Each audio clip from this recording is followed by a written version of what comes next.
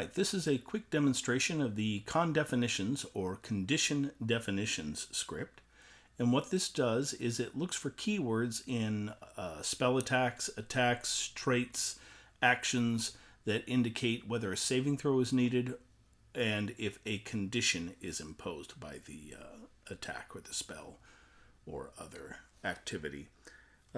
So I'm going to just quickly demonstrate how this works. Let's say this carrion crawler is advancing on poor Clancy here, and it is going to use its tentacle attack on him. Alright, so we see here that it has done a tentacle attack. The tentacle attack has a DC 13 Constitution saving throw, or it will impose the conditions of poisoned and paralyzed. So if we look down here, going past the auto buttons that apply damage, which is a different script, we can see that there is a button for a DC 13 Constitution saving throw. There is a button that applies conditional damage. This uses GroupCheck and apply damage scripts if you have them installed. And then we have a set of buttons for each condition that is imposed, both paralyzed and poisoned. If you want to quickly see what any of these does, you can hover over it, and it will show a pop-up which gives the description of the condition.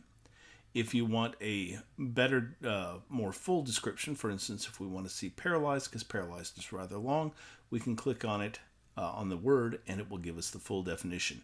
Paralyzed imposes another condition of incapacitated. You'll see that that is a link that we can click, and it will give us the definition of incapacitated. Similarly, we can do the same for poisoned.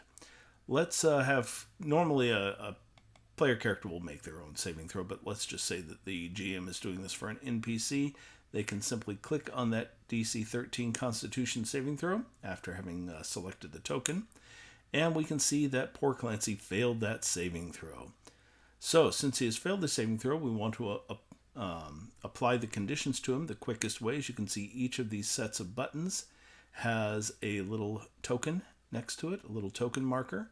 You can just click on those to apply the conditions, and those will be shown on the token marker. If you want to remove them later, just click them again, and it will toggle their condition or toggle their appearance. If you later on want to see, oh, I can't remember what that little red stop sign means, there is a macro called report, and that will show you that Clancy has the paralyzed and the poisoned conditions on him. It's after combat, a minute has passed, you can go ahead and you can remove both of those. Next to each one of these buttons, there is the name that you can click on to cause the description to appear in chat. If you want to show that description to players, because that is just whispered to the GM, indicated by the dark purple background on the left here, you can click on the word balloon next to any of these, and it will send the definition publicly to the players so that they can see exactly what that condition does. Finally, well, let's say, actually, let's show one more thing. Let's go ahead and do a spell that damages. Let's say that Clancy, let's carrion crawler and the giant spider over here. Clancy's going to cast a fireball. Fireball does damage rather than imposing conditions. We can go ahead and we can click that. He's going to cast it at level 3. We can see that there is a DC 15 dexterity saving throw, and it is going to do 27 points of fire damage. So if we want to apply it to everything within the range, let's say that the fireball was cast down here, we can either click a DC 15 dexterity saving throw just to have them make the saving throw. But if we want to utilize the scripts GroupCheck and apply damage, which should be installed on everybody's campaign because they're incredibly useful scripts, you click the damage button. And the damage button will ask, okay, that was 27 points of damage. On a save, they take half damage. And we can see that the carrion crawler made his save and the giant spider did not. We can go ahead and we can apply damage, and the poor giant spider has died. Carrion crawler is hanging on to life with only 6 hit points left.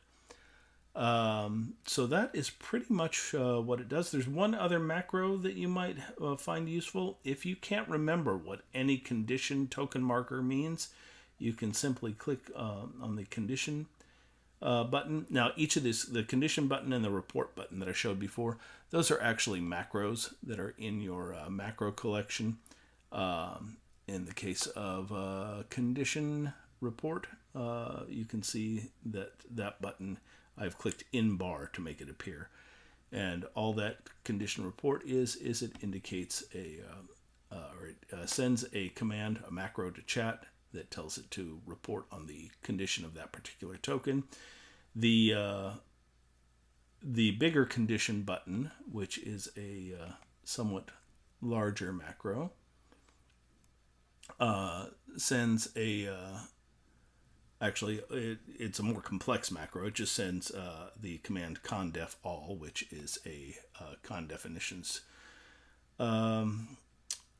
command. All that does is it shows you a list of all conditions in the format of these buttons, and it'll show you the name. You can hover over it to get the description, and you can select a token and you can apply that or unapply it, or you can send the description of the condition to chat.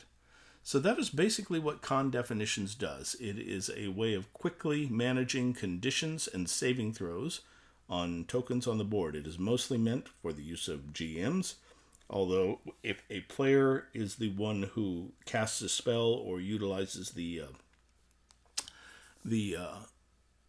an ability which imposes the condition, they will see those buttons just for their own convenience. Let's see. I think that's just about it.